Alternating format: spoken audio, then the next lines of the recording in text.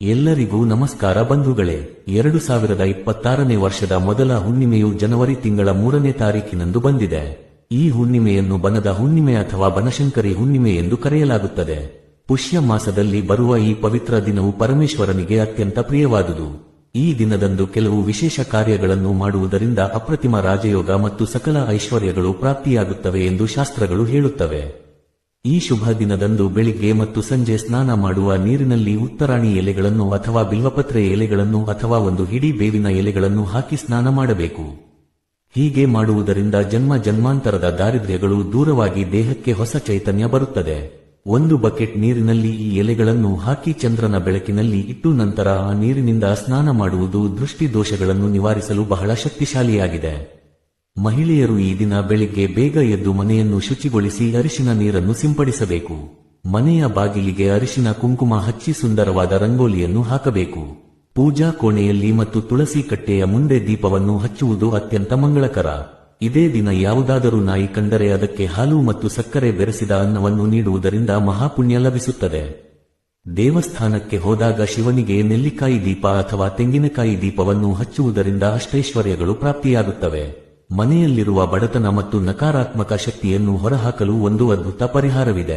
ಒಂದು ಬಿಳಿ ಕಾಗದ ಅಥವಾ ಬಿಳಿ ಬಟ್ಟೆಯ ಮೇಲೆ 1 ಚಮಚ ಕೊತ್ತಂಬರಿ ಬೀಜಗಳು, 2 ಒಣಮೆಣಸಿನಕಾಯಿ, ಸ್ವಲ್ಪ ಕಲ್ಲುಪ್ಪು, ಚಿಟಿಕೆ ಕುಂಕುಮ, ಸ್ವಲ್ಪ ಜೀರಿಗೆ ಮತ್ತು ಸ್ವಲ್ಪ ಕರ್ಪೂರವನ್ನು ಇರಿಸಿ. ಇದನ್ನು ಒಂದು ಗಂಟಿನಂತೆ ಕಟ್ಟಿ ನಿಮ್ಮ ಮನೆಯ ಪ್ರತಿ ಮೂಲೆಯಲ್ಲೂ ತಿರುಗಿಸಿ. ಹೀಗೆ ಮಾಡುವಾಗ ಮನೆಯಲ್ಲಿರುವ ದಾರಿದ್ರ್ಯ ಮತ್ತು ಕಷ್ಟಗಳು ದೂರವಾಗಲಿ ಎಂದು ಸಂಕಲ್ಪ ಮಾಡಿ. ನಂತರ ಆ ಗಂಟನ್ನು ಮನೆಯ ಹೊರಗೆ ತೆಗೆದುಕೊಂಡು ಹೋಗಿ ಯಾವುದಾದರೂ ನೆಲ್ಲಿಕಾಯಿ ಮರದ ಬುಡದಲ್ಲಿ ಹೂತು ಹಾಕಿ ಅಥವಾ ಮರದ ಹತ್ತಿರ ಇಟ್ಟು ಹಿಂದಿರುಗಿ ನೋಡದೆ ಮನೆಗೆ ಬನ್ನಿ. ನೆಲ್ಲಿಕಾಯಿ ಮರವು ತ್ರಿಮೂರ್ತಿಗಳ ಸ್ವರೂಪವಾಗಿದ್ದು ಈ ದಿನ ಆ ಮರವನ್ನು ಸ್ಪರ್ಶಿಸುವುದು ಮತ್ತು ಅಲ್ಲಿ ದೀಪ ಹಚ್ಚುವುದು ಬಹಳ ಶ್ರೇಷ್ಠ. ನೆಲ್ಲಿಕಾಯಿಯ ಮೇಲೆ ತುಪ್ಪದ ಬತ್ತಿ ಇಟ್ಟು ದೀಪ ಬೆಳಗುವುದರಿಂದ ಲಕ್ಷ್ಮೀನಾರಾಯಣರ ಅನುಗ್ರಹ ಲಭಿಸುತ್ತದೆ. ಅದೇ ರೀತಿ ಬಿಲ್ವಪತ್ರೆ ಮರಕ್ಕೆ 3 ಪ್ರದಕ್ಷಿಣೆ ಹಾಕಿ 11 ಬಾರಿ ಮರವನ್ನು ಸ್ಪರ್ಶಿಸಿ ನಿಮ್ಮ ಆಸೆಯನ್ನು ಹೇಳಿಕೊಂಡರೆ ಅದು ಶೀಘ್ರವೇ ಈಡೇರುತ್ತದೆ. ಶಿವನಿಗೆ ಮಾಡುವ ಅಭಿಷೇಕಕ್ಕೂ ಈ ದಿನ ವಿಶೇಷ ಮಹತ್ವವಿದೆ.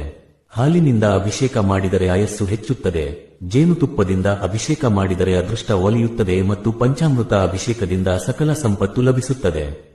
ತೆಂಗಿನಕಾಯಿ ದೀಪವನ್ನು ಹಚ್ಚುವವರು ಒಂದು ತಟ್ಟೆಯಲ್ಲಿ ಅಕ್ಕಿ ಹಾಕಿ ಅದರ ಮೇಲೆ ತೆಂಗಿನ ಚಿಪ್ಪನ್ನಿಟ್ಟು ಅದರಲ್ಲಿ ಎಳ್ಳೆಣ್ಣೆ ಅಥವಾ ತುಪ್ಪದ ದೀಪವನ್ನು ಹಚ್ಚಬೇಕು. ಈ ದೀಪವು ನಿಮ್ಮ ಜಾತಕದಲ್ಲಿರುವ ದೋಷಗಳನ್ನು ನಿವಾರಿಸಿ ಜೀವನದಲ್ಲಿ ಸುಖ ಶಾಂತಿಯನ್ನು ತರುತ್ತದೆ.